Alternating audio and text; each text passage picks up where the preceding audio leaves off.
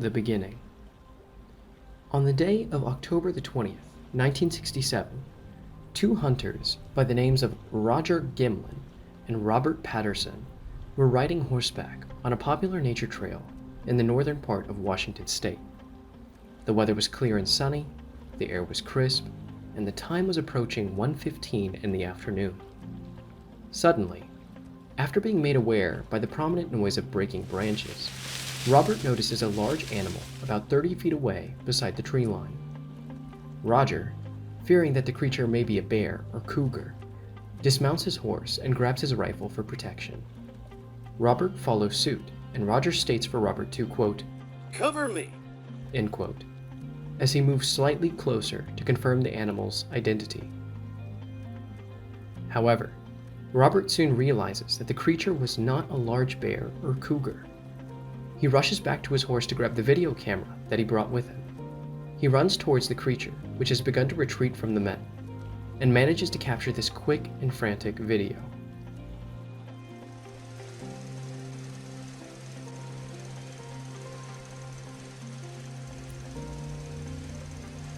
There's no way that Patterson could know the lasting impact that this short and amateur piece of footage would have on the world. After taking the footage to various news stations and officials, the images captured in it spread like wildfire. The footage was an instant sensation. Bigfoot hysteria had begun.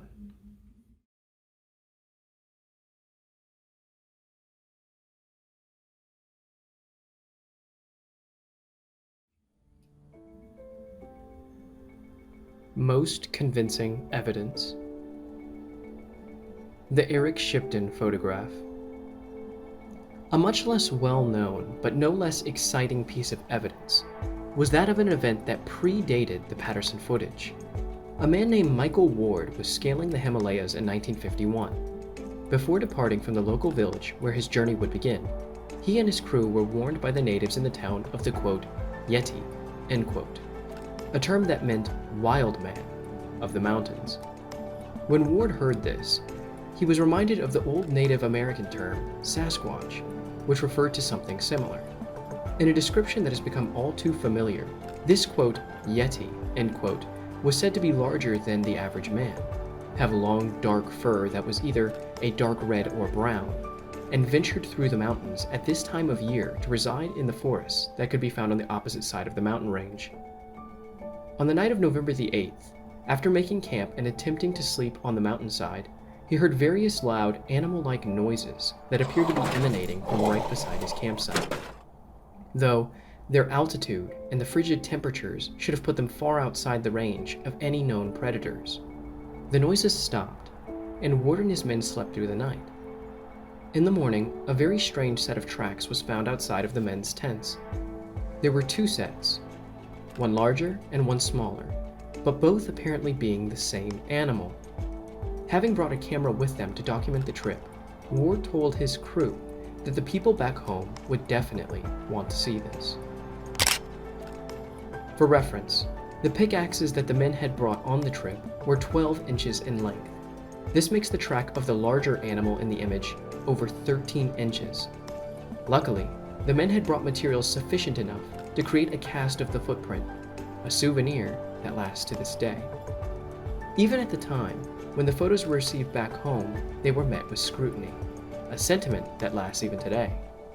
However, nothing has ever shown the images to have been staged or falsified in any way. In fact, only the opposite.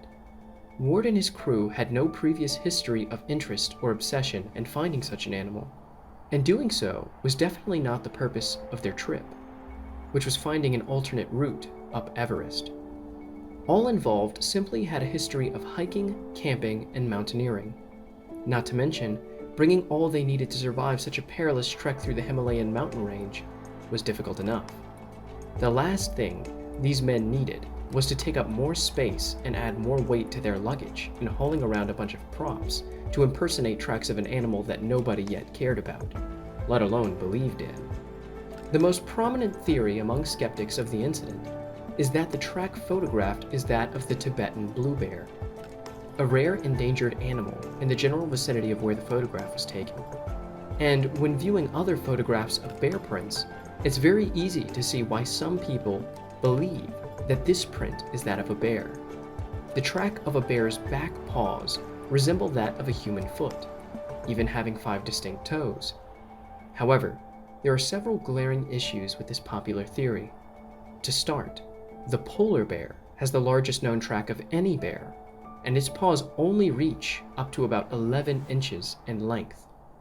The bear that this theory posits would be many inches shorter than that, let alone the 13-inch tracks from the photograph. Also, the picture was taken at an altitude of 19,000 feet. This conflicts with the Tibetan blue bear's known habitat in the alpine forests, which are located in the 6,500 to 15,000 foot range. Not to mention, it would be unlikely that any bears in the area would not already be hibernating, with it already being so late in the year.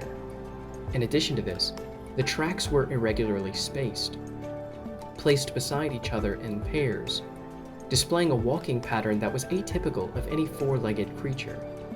Finally, to add insult to injury, even when comparing the tracks photographed with a bear's, there is no indication of any claw marks, which are seen in almost every bear's tracks, and the toes are not equal in size as one would expect a bear's to be. Some posit the irregular appearance of the tracks may be due to environmental causes. After all, it's the Himalayas. However, after being questioned about this, the team themselves replied that the tracks were absolutely fresh, quote, "Not more than 24 hours old." End quote.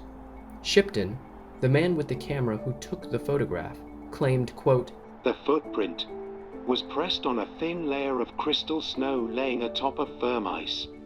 End quote. He concluded his thoughts by stating, quote, "Sentencing, the men's native guide, had no doubt whatever that the creatures that had made the tracks were Yetis or wild men." End quote.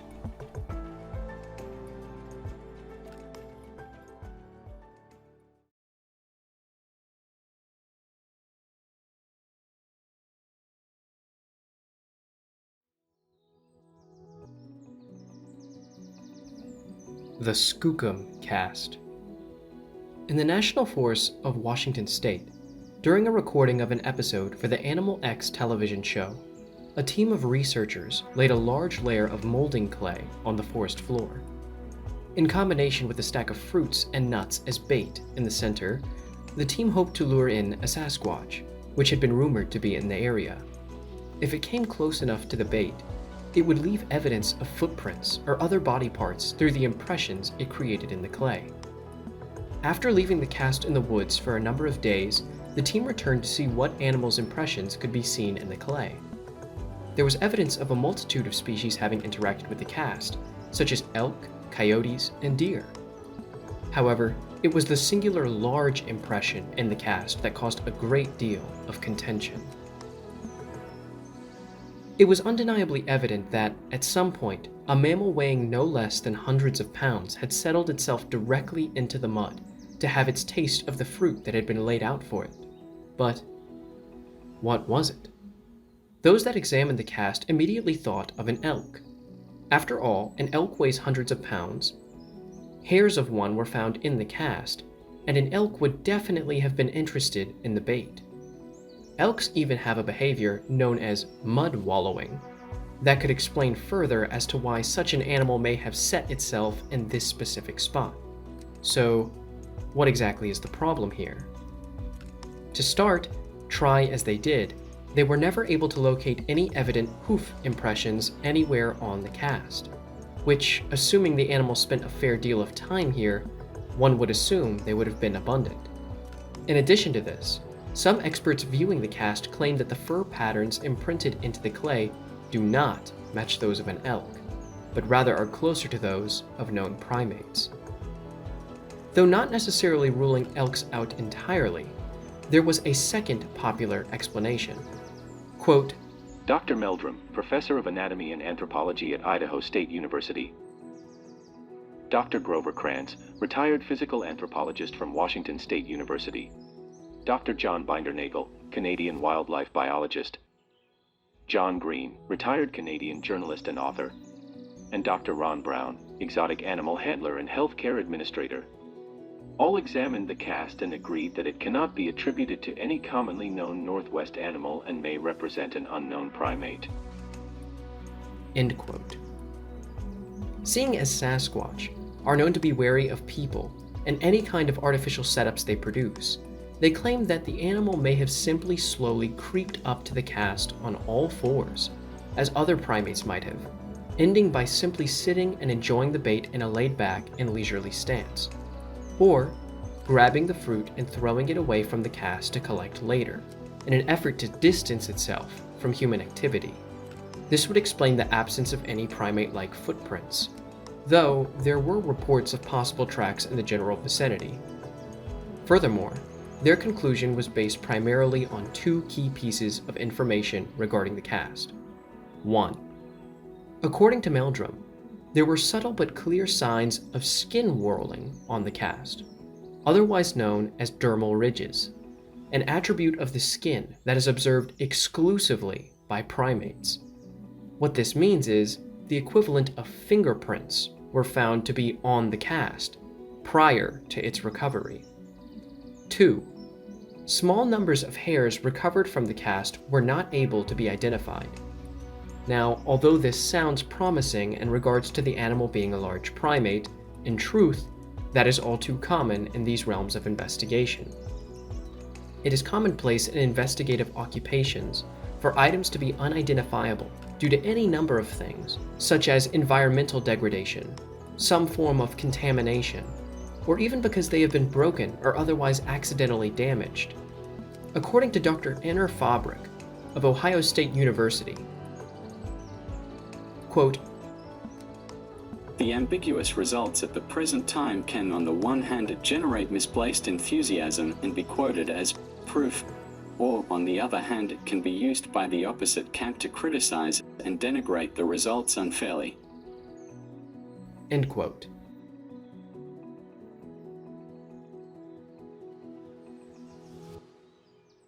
Regardless, Dr. Meldrum affirms that the hairs are undeniably that of a primate's when compared to others that he has collected. He maintains that the hair flow patterns that have been imprinted, the striations of the fur itself, also align with the patterns exhibited by known primates today. Finally, as a piece of logical evidence, a question was eventually asked. Where was all of the bait?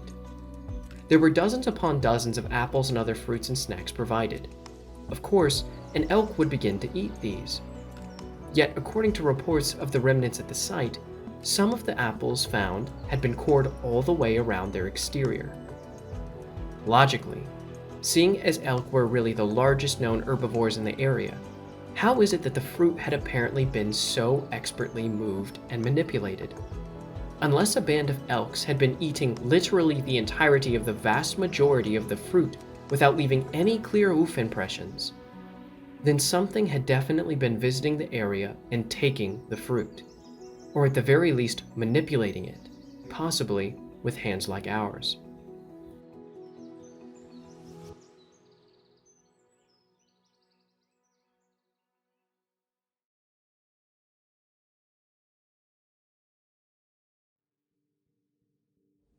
Vietnam's rock apes.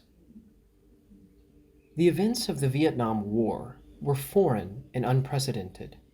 The loss of life and suffering endured throughout these painful years cannot be overstated. In the midst of all this chaos, it is easy to see why events such as the one about to be described are seemingly lost to time. However, after researching the event, some of the more concrete details can be transcribed.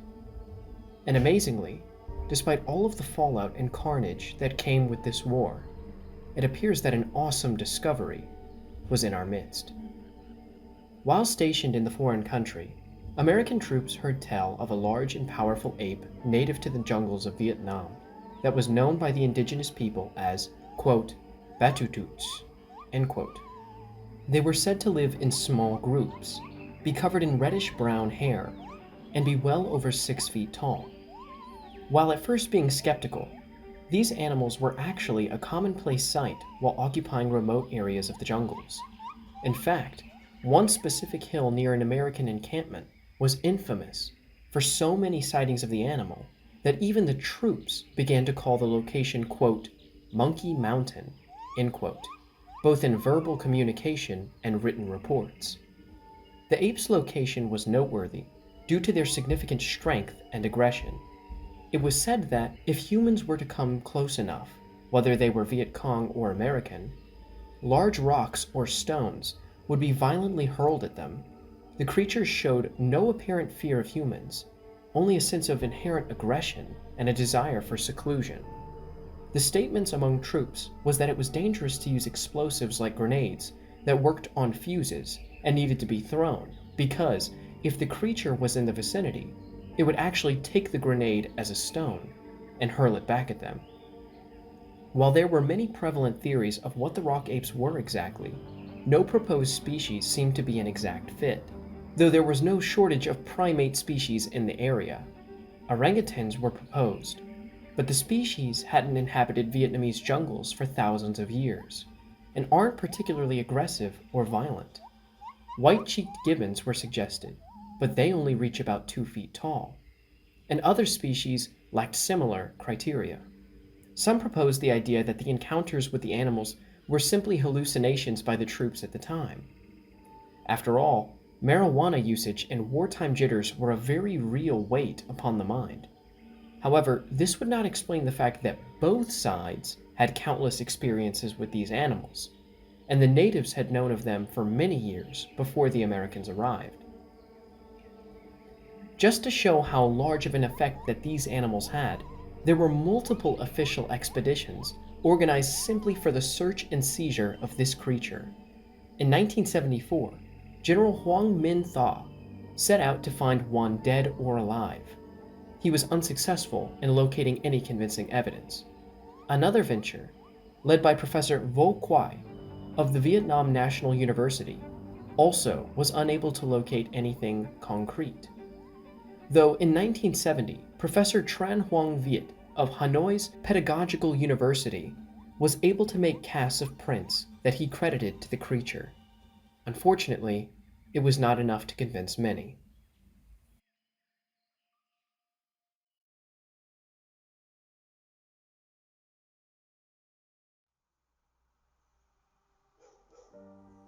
Contemporary evidence.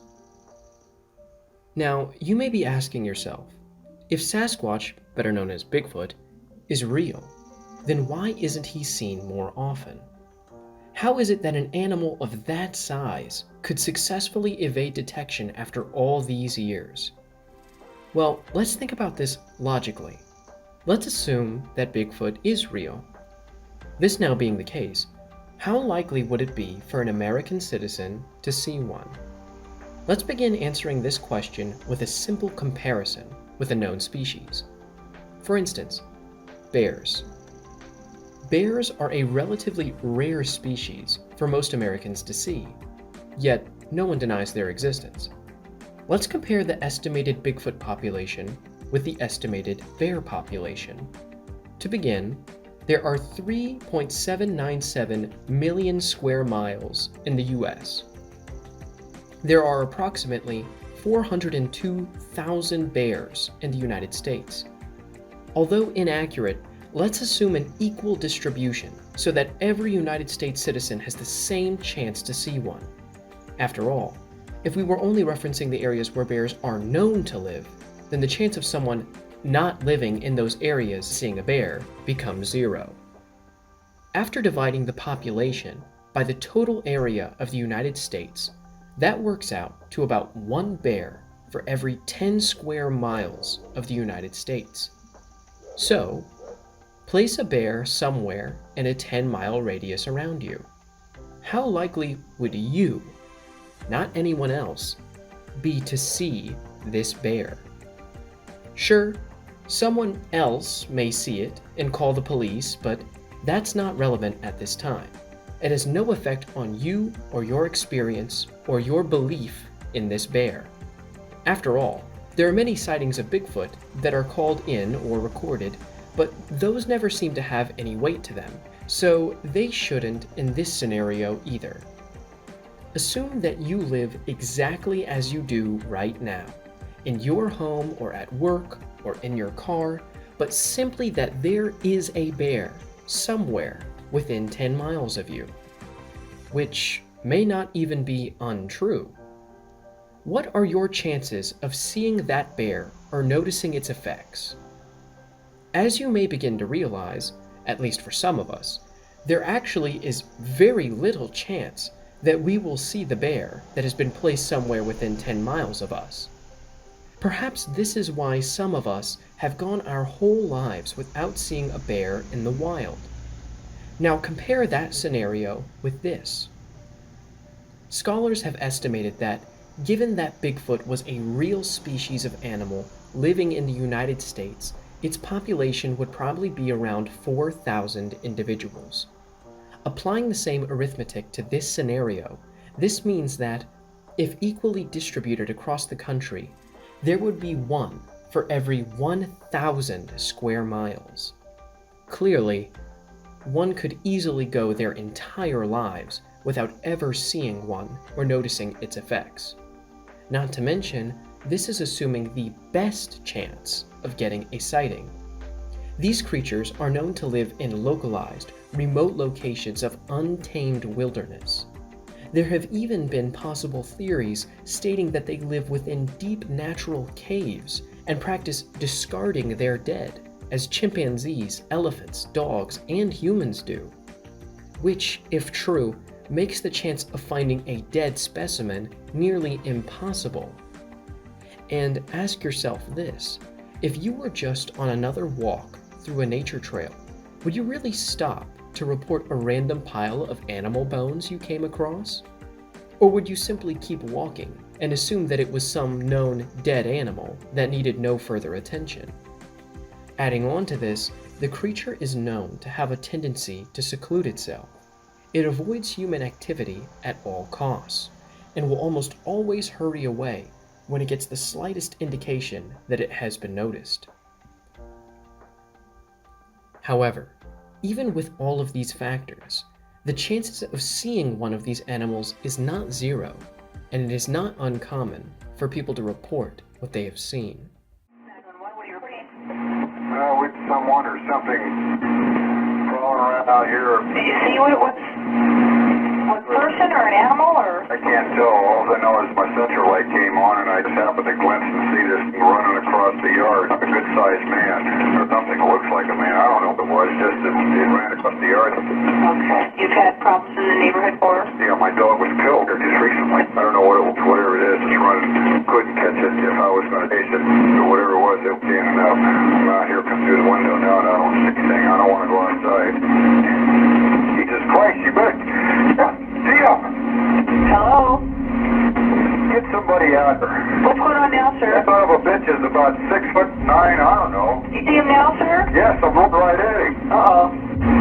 Okay, hang on. He's right. Is he in your yard, sir? Yeah, God, he's big. Okay, what's he in your yard? He's looking big.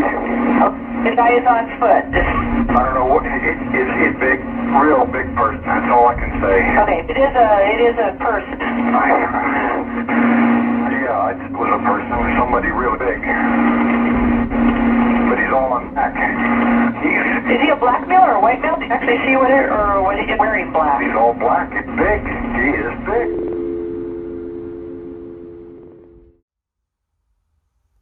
It is evident that these people are afraid and confused of what they are seeing. More often than not, these types of calls completely fly under the radar of those looking for evidence, because, simply, they are framed as they should be. An urgent 911 call of a concerned citizen reporting a real and frightening situation.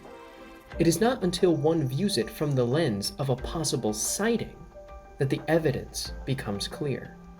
There are dozens, if not hundreds, of reports, calls, and videos online that could very well be legitimate documentations of these creatures accidentally being seen by human colonies, some even from legitimate state-funded individuals. Questions after they've got your body. Oh, don't you know? Yeah, I've had several of them tell me that. They're like, look, I live in this county since I was 12 years old, had the farm, daddy's farm, still got the land, and anybody coming on my property looking for no good, I'm going to shoot them. Absolutely. Whoa, what the hell? What the crap? What was that? Did you see that? Yes. Holy crap. What the heck was that? That was on 2 feet, wasn't it? Yeah. Oh my goodness. I know. That looked like a bear, but it was running on 2 feet. It was almost going too fast for a I'd to never be an seen animal. nothing like that before.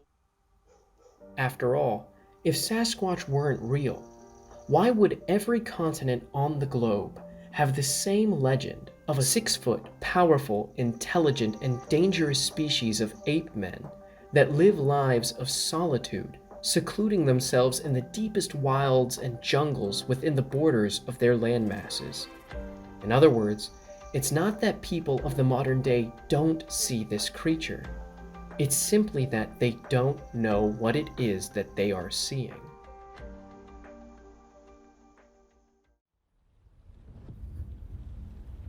If Bigfoot is real, what is he? So, assuming these claims were legitimate, what is the explanation? What realistically would that make the animal that so many have claimed to witness? The most prevalent theory to answer this question is some form of Gigantopithecus. For all intents and purposes, this creature is the historical precedent for the Sasquatch of the modern day. It grew to be up to 11 feet tall, could weigh up to 1,100 pounds, was an ape, and was very similar in structure to that of an orangutan, meaning that it was likely covered in the reddish-brown fur so many witnesses describe, though more recent studies show that the animal was likely not bipedal, as many have described Sasquatch to be. It is worth mentioning that it is entirely possible that what survives today has likely evolved to changing climates and geographic formations. Perhaps what we know today are only relatives of the original species. The animal was said to have gone extinct 100,000 years ago. So this means that scientists already believe that this creature was alive and competing with humans when our species was still confined to the caves of the surface. But with recent discoveries, one must wonder how accurate this date of extinction truly is, or if there is a date of extinction at all. Let me explain. In truth, scientists really have no idea when species actually go extinct. It's more of a, if we don't see one, they probably all died sort of system. There are countless times scientists have mistakenly labeled species as extinct when members of its inhabitants were still alive and well. Allow me to list just a few. The New Caledonian crested gecko was thought to be extinct for 128 years. The large-billed reed warbler, thought to be extinct for 139 years. The Bermuda petrel, thought to be extinct for 330 years. The La Palma giant lizard, extinct for 500 years. And even the coelacanth, extinct for 65 million years. If remnants or relatives of Gigantopithecus' species were discovered alive today, it wouldn't be nearly the furthest off we humans have been when wrongfully declaring a species extinct, especially considering scientists only happened upon the first fossils of Gigantopithecus in 1935.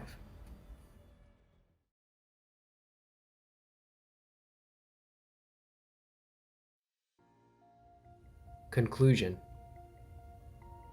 Many say that humanity has simply become too advanced and too widespread to be at a point where we were still unable to locate an animal as large and lumbering as Sasquatch, assuming it truly exists.